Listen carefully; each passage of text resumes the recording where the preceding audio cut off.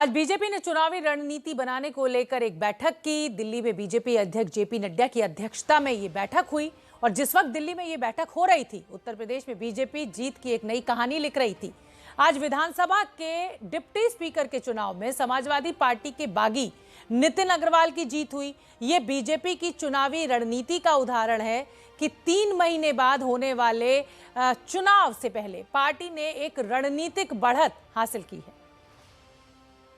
और मैं हमेशा बोलता हूं, राजनीति में वही खड़ा रहता है जो रेलेवेंट बना रहता है। राजनीति में वही खड़ा रहता है जो रेलिवेंट यानी प्रासंगिक बना रहता है। 5 राज्यों में चुनावों की चर्चा पर बीजेपी अध्यक्ष जेपी नड्डा ने अपनी पार्टी के पदाधिकारियों को यही मंत्र दिया।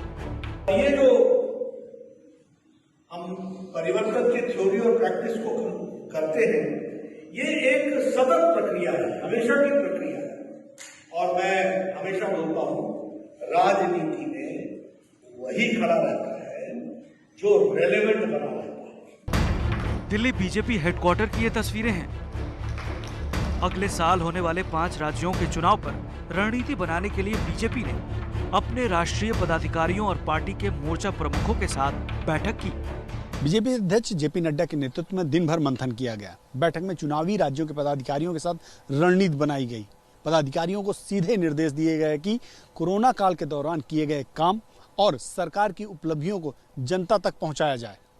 आगामी चुनाव से पहले बीजेपी की इस बैठक को काफी अहम माना जा रहा है। बैठक आज शुरू हुई, लेकिन प्रधानमंत्री नरेंद्र मोदी ने पदाधिकारियों को मंत्र 3 महीने पहले से देने शुरू किए हैं। माननीय प्रधानमंत्री जी ने पिछले 3 माह में राष्ट्रीय उपाध्यक्ष, राष्ट्रीय सचिव, राष्ट्रीय महामंत्री और संगठन के अलग अलग लोगों से 5-5 घंटे की लगातार चर्चा की और पूरा समय दिया।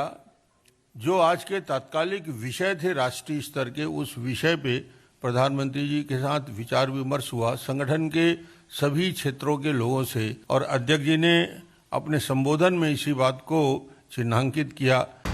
अगले साल यूपी, पंजाब, उत्तराखंड, मणिपुर और गोवा में विधानसभा चुनाव होने हैं। इनमें से 4 राज्यों में एनडीए की सरकार है, इसलिए